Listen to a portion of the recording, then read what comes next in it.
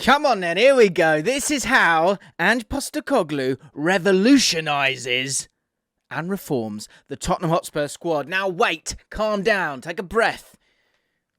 It's the start of something new and hopefully something positive that Tottenham fans can enjoy, because my God, that's been tough to watch. But we draw a line. You start again. And what's going to be interesting here about Tottenham is, okay, the next summer is enormous for them. Huge.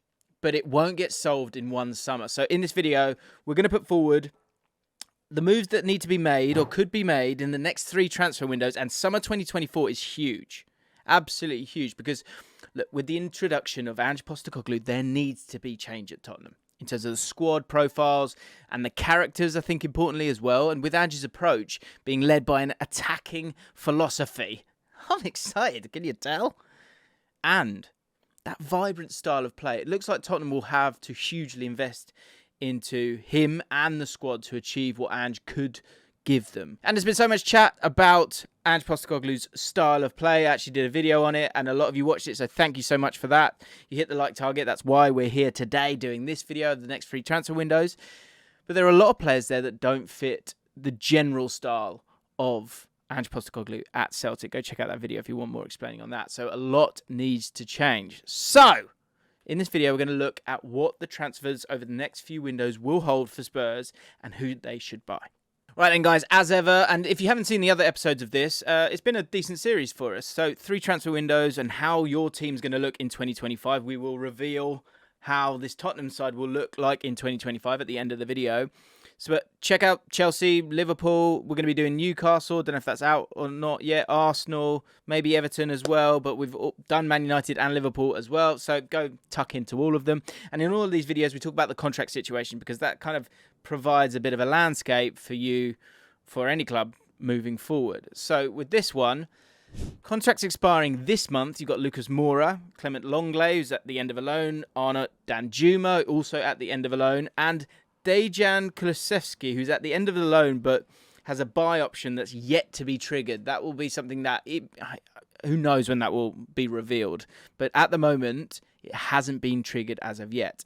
In terms of contracts expiring in 2024, Hugo Lloris, who said that he wants to leave this summer, and I think Tottenham want him to go as well. And there's money to be made in Saudi Arabia, which it looks like he's going to take. Fair play to him. Ivan Perisic, Fraser Forster, Harry Kane, Eric Dyer and Davinson Sanchez all have contracts up in 2024. So to summarise, Spurs will need a few big signings in this window, with the most movement probably coming in 2024, that summer window, with all those players that I've just spoken about set to leave the club. So let's dive into summer 2023. This summer could be absolutely, well, it is. It's definitely huge because I think you need to see growth. Overall growth, it might not be as revealing because there's going to be some key components on their way out. And with a new manager, it always comes a lot of transfer speculation. And yeah, Tottenham might have to go backwards to go forwards with the sale of Harry Kane, which I've spoken about. I generally feel like it's time to cash in on that one with that contract situation. So with all that speculation aligned to their play style and who's going to fit best in the system, it could mean that they need a few big hitters in this window just to jumpstart the process of introducing the style of play. The key positions this summer, in my opinion, will be centre-back, goalkeeper, and an attacking-orientated central midfielder, sort of an attacking 8.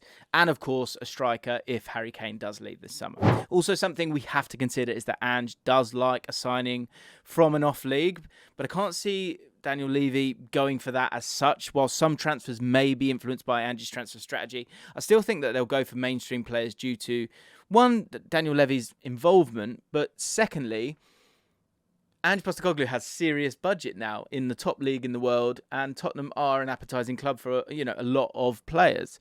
So I don't think he has to go and find those kind of bargains in the same way that he has done previously in his career. Right, goalkeeper options, firstly. Robert Sanchez, 25, cost could be around 25 million. I'd love to know how you guys feel about it. Brighton fans, if you're there watching this one. Obviously, he's not the number one choice. Roberto De Zerbi sort of somewhat made it clear that Jason Steele is his preferred choice at Brighton due to his capabilities in possession, which feels strange because Sanchez was capable of the exact same thing in Potter's team. Nevertheless, it may open up that opportunity for a move for the Spanish goalkeeper. And how much would he cost, Brighton fans? Is 25 million fair? Is that a bit punchy? Has his value gone down because he's been replaced, which is a shame because Brighton essentially built him up over the last couple of years in terms of his transfer value. But with Hugo Lloris on his way out, I feel like this would be a low-risk replacement for Lloris that's perfectly capable of performing the goalkeeping role within Postecoglou's side. His stats aren't the best this season, and that's possibly also why De Zerbi dropped him. However, I still think he'd be a reliable and cheap option for Spurs. He's also under contract until 2024, so he may even be available for less than 25 million if Brighton don't intend on keeping him. The second option, the one that looks like it's going to come true, is David Raya, 27. The cost could be 30 million. I think they're looking at agreeing personal terms at the moment. A lot of talk about this at the moment. Might have even happened by the time this video comes out. Raya would be a better option, I think, than Sanchez. Statistically, he's one of the best goalkeepers in Europe.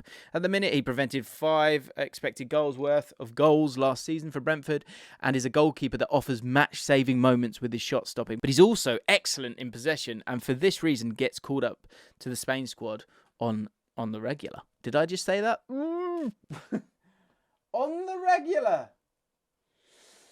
Please don't go. Back to David Raya. This is a really interesting stat, I think, because he's averaged 45.32 touches per 90 last season, which is in the top 6% of goalkeepers in Europe, which is something I don't think you would have expected for a Brentford player and how they've played this year, but it just shows how integral he has been to them.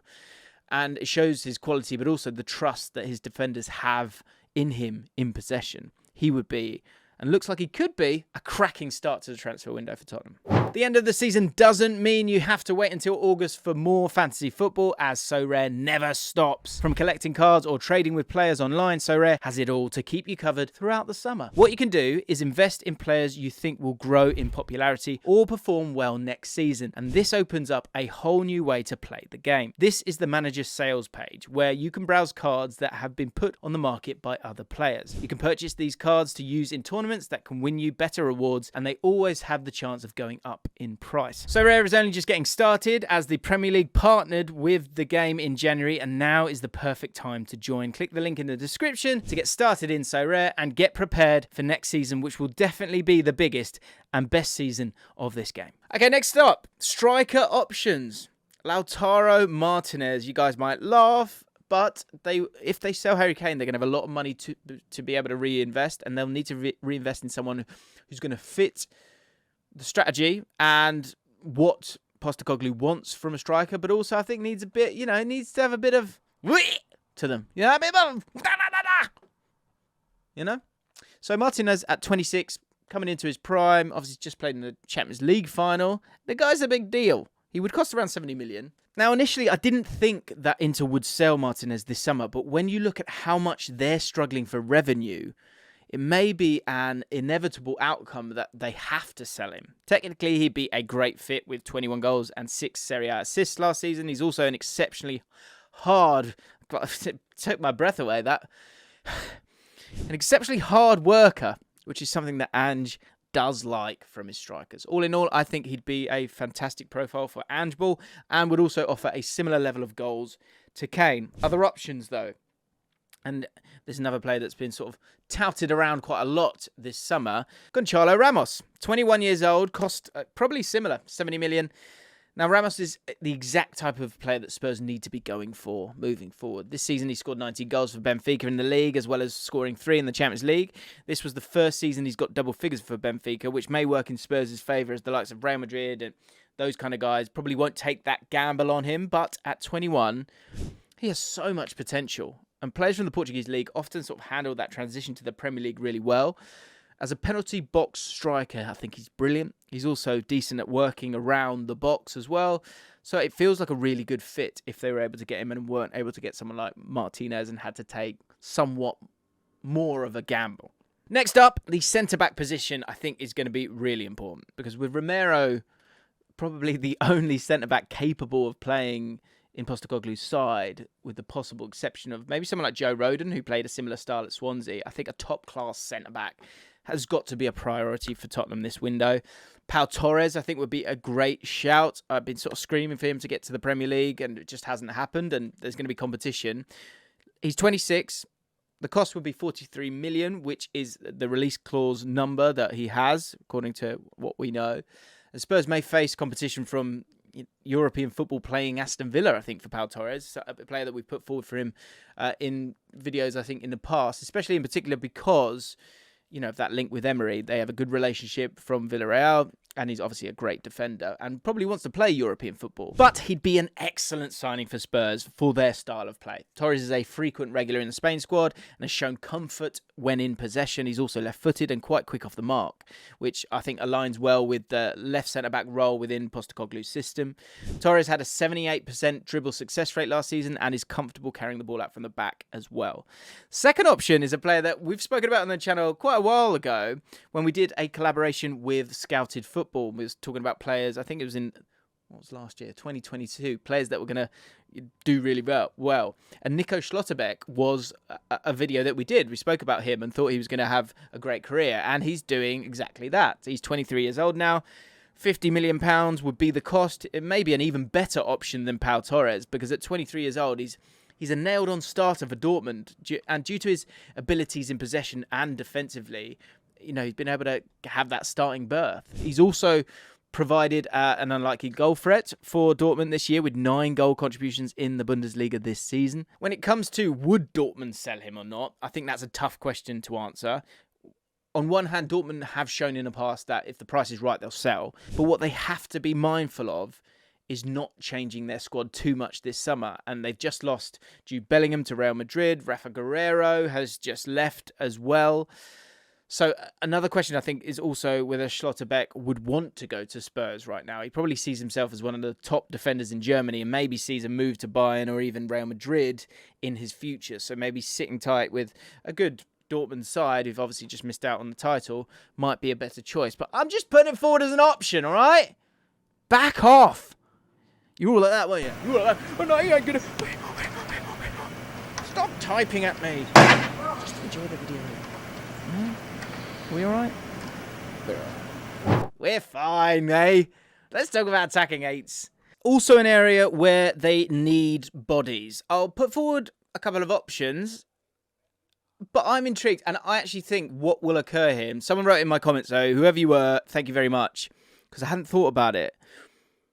Lo Celso. Lo Celso is a really, really good shout for one of those attacking eights. Now, the goals aren't really there for him, but at Villarreal, he looked very, very solid in overall play in terms of progressive passes. Started 14 games for them. Only 2 goals, only 3 assists. Those numbers would need to be better. You'd want them to be better. But he is still a very good player. And within that system, I think he could be a really, really good fit. I also was sort of having a look around in terms of if you wanted more goals. Someone like Ricardo Horta, who's been at Braga this year. He's got 14 goals. 13 of those goals have come from open play. A bit more of an attacking player, kind of on that left-hand side. 8 assists for Braga as well. 2.3 key passes per 90. He is 28, so him costing 20 million. Do you want to go and do that? But maybe might be able to get him for a little bit less. I don't know. And he might be someone who's you can give them a go, but at 28, at least you know that they're a little bit more mature, you hope they are, and could step into it and provide some goals for the season from that position as well, if you're looking for goals over that overall play that Lo Celso brings. But let's have some fun as well, and let's continue my agenda of getting Ebere Eze to the top of football. Now, Finn, my editor, I always have to give him a shout here because I can see your eye. I see you looking at me. I know you don't want to lose Ebere Eze, but I had to lose him. And you got to let him fly. Okay? 24 years old. 40 million might cost. But the Ebere Eze agenda continues. It must never be stopped. Okay? He would be a great signing. I think his profile is perfect for the role that he'd be playing in Ange's system. There aren't many of them about, and someone like Eze, I think, would be a really clever signing from Spurs. This is also a signing that I could see Daniel Levy being on board with as well. He ranked in the top 6 for shot-creating actions per 90 over the last year and will complement Basuma's work rate as well as Bentancur's carrying of the ball from deep. And I know Bentancur is not going to be there straight away, but in time, of course, he will come into the side, you would imagine. And also, people will turn their nose up at this. But in terms of this refresh of how it feels to be a Tottenham fan, A smiley Abireze just gliding across a football pitch, I think is exactly what Tottenham would like to see. Because I think what's more important for Tottenham this season is progress and how it feels, more so than have you got the same points as Antonio Conte and are you in the top 4. That, I think, is the most important thing. So, although Abireze will cost a lot of money, he is soon to be an England international and he's a cracking player. Sorry, Finn. That might be the last time I put him forward for a transfer. No promises. Let's move forward. We can only move forward. January 2024. January is often a transfer window that is reactive based upon what happened in the first half of the season, which makes it hard to say exactly what transfers will be needed by then. But I do have one in mind. You'll have noticed that a winger wasn't included in the first transfer window. That is because Manor Solomon looks likely to be going to Spurs. By January, Spurs will know if he's been a success or is struggling that little bit. But just in case it doesn't work out and Spurs need to add firepower in the window, here are some options that they could go for. We've gone for just wingers in this one in general that can be utilised within the squad for rotation, okay? First up, Take Kubo, 22 years old, costs 30 million, has a release clause of 51 million, apparently, though. And obviously, I don't think it's going to be a huge surprise. It's probably a surprise that it took this long to include a Japanese player in this video. Now, I know the majority of Japanese players signed by Postecoglou came directly from the J-League, but I think that Kubo, I think he aligns nicely with the style of play as an inverted winger on the right side, and he'd fit well with the approach of Postecoglou's football. He also has flexibility to his game by being able to play centrally or on the left. He scored 9 goals and got 4 assists for Real Sociedad last season and is an archetype of a Postecoglou winger. Second up, a lot more punchy here. This would be one hell of a signing. Karim Adeyemi, 21, 22 by January. The cost would be 40 million at least, I think. Adeyemi is well known for being an advanced forward playing centrally for RB Salzburg, but since his move to Dortmund, he's thrived playing as a winger. He scored 6 goals and got 5 assists in just 20 starts for Dortmund in the Bundesliga last season, and is a player who could develop into an amazing goal-scoring wide player. As you can see from his heat map, he's played on both sides. He's left-footed but still scores goals playing on the left side. His pace and attacking positioning would be a winning combination for Spurs. This feels like a bit of a dream signing. I'm struggling to believe it myself, but let's dream big. Why not? These Premier League sides have money and excite players. And if Postecoglou's got things moving in the right direction, maybe. Just maybe. Right, summer 2024. This will be the big one for Tottenham, as we said at the start of the video. It's likely that Perisic, Dyer and Sanchez will leave in this window if they've not left before. So with that in mind, a centre-back is the main priority, you would think. When it comes to replacing Perisic, I think the idea will be to get Udogie into the team to take that mantle. There are 3 options here because I think Spurs could buy 2 new centre-backs in this window. I also think they'll replace Son in this window as he'll be 31 by this time. And you probably could get a sizable amount of money for him just before he kind of goes too far and over-ripens, if that makes sense. So, first of all, right-sided centre-back. Jean-Claire Todibo, 23, 24 by next summer. 30 million would be the cost, we think. I think Todibo had a fantastic season for Nice last season. He made 33 starts in Ligue 1. He averaged 69% success rate in ground duels, which I think is fantastic. I am aware he did play in a back 3, though, and I think these stats are often affected by this. But technically and physically, I think he has the tools to be a success in a Postecoglou back 4. He averaged a 94% pass success rate in his own half last season, and by 2024, I think he will have that extra year of learning under his belt and could be a fantastic signing. Next up, Axel Disasi, 25 be 26 by next summer. That's how age works. It changes year on year. The cost would be about 25 million.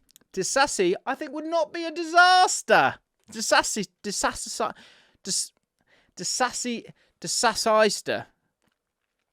In fact, he'd be pretty good. He's been playing well for Monaco over the last 2 years and earned himself a call-up to the France squad for the World Cup, which I think speaks volumes. His contract at Monaco runs until 2025, so he may stay there next season and then look for a move away. If this is the case, then he'll be available at around 25 million, which I think would be great business for Spurs. He's athletic, he's great on the ball, and I think he'd suit them really, really well. Another option, Mark Goldbridge, 22, 23 by next summer. The cost 40 million. A lot of people sort of linked with him already, so it'll be interesting to see if he's still knocking about by this point, and if 40 million is maybe sort of undervaluing him a little bit. We'll see what the market's like by that point. Gaze, I just think a really talented centre-back, and I think that him going to Spurs would be a brilliant move for both parties. It keeps him close to the England squad, replaces Eric Dyer as a homegrown player, and athletically he fits the bill for what Postecoglou would want. He plays on the left side for Palace, but is actually right-footed, so would suit the role of a right-sided centre-back really, really nicely. Let's talk about some left-wing options in that summer of 2024 as well. Jamie Bino-Gittins, 18, 19 by next summer, of course. The cost would be 50 million. Bino-Gittins isn't that sought after, actually, at the moment, but those who have seen him play for Dortmund know that the 18-year-old English winger has real potential and could become an amazing player. He made 15 appearances in the Bundesliga last season, scoring 3 goals. But next season, I think he'll be set for a breakout year and is going to attract a lot of interest from English clubs. Another option, Amine Gouiri, 23, will be 24 in the next summer. That's how aging works. 35 million would be the cost. As far as profiles go, Gouiri is incredibly similar to Heung-min Son. He plays off the left, but can also play as a striker if needed. He had a great season for Rennes last year, scoring 15 goals and assisting 3 in Ligue 1. This feels like a very smart signing for Spurs in a year's time. My initial thinking was that he'd probably get a move this summer, but his contract runs until 2027, so that may put clubs off and allow Spurs to get him this time next year. So, by 2025, this team will be purring. I really want Postecoglou to do well. I really, really do. I think he's going to be a great addition to the Premier League. But it is a massive transfer window. Not all will be solved this summer because it's never been solved at Tottenham. But I think this is the beginnings of a team that has energy, is exciting, can score goals. Let me know what you think. And if you haven't checked out the other episodes, here's one. Go watch it. See this floating about? That's the Chelsea starting 11 in 2025. In this video, we're going to go through the next 3 transfer windows, put forward the outgoings and ingoings to rebuild and fix this Chelsea side to create this team. Of course, I will reveal this team at the end of the video.